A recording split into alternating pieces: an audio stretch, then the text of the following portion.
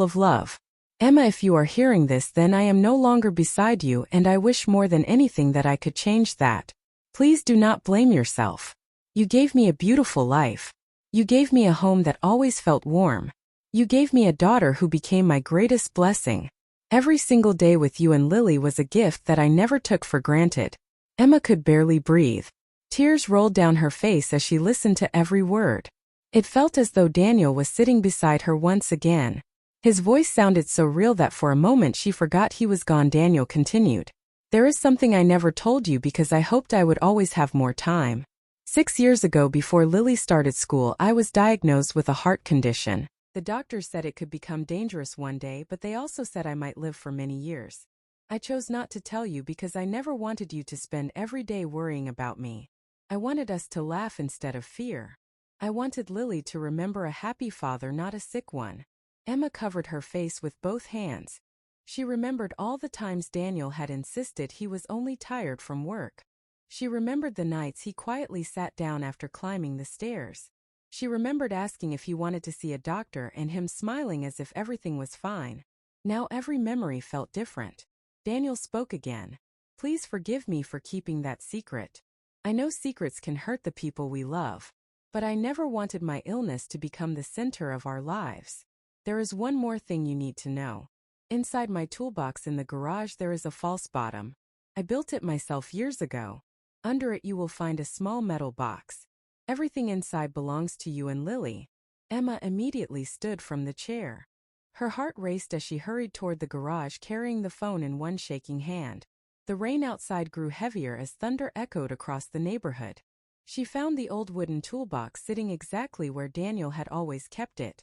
With trembling fingers she searched until she noticed a hidden wooden panel. She slowly lifted it.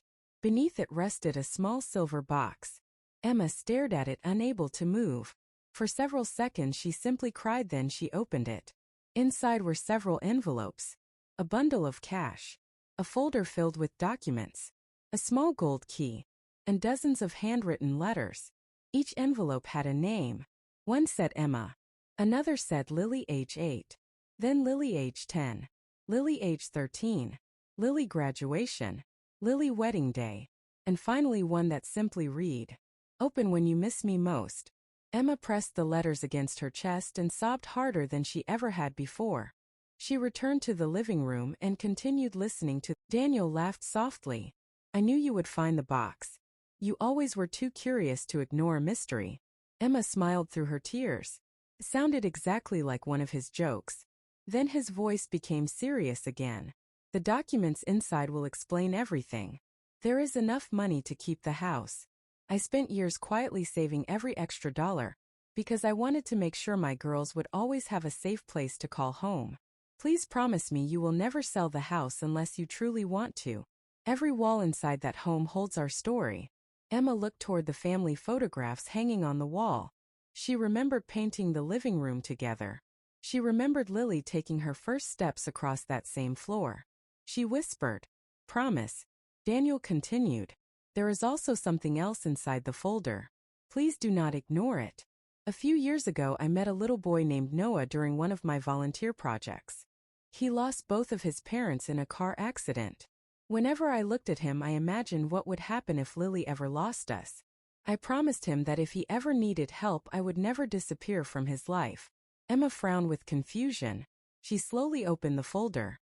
Inside she found photographs of Daniel smiling beside a young boy around 9 years old. There were birthday pictures, Christmas pictures, school certificates, and a legal document with Daniel's signature. Daniel had secretly been paying for the boy's education every month for the last 5 years. Emma covered her mouth in complete shock. She had never heard the name Noah before. Daniel's voice grew softer. Emma, if I am gone before Noah becomes an adult, I hope you will meet him. Not because you owe me anything, but because every child deserves someone who refuses to give up on them. I know the kindness inside your heart. I know you better than anyone. If anyone can keep that promise alive, it is you. Emma looked once more at the smiling photograph of the little boy. Daniel laughed softly. I knew you would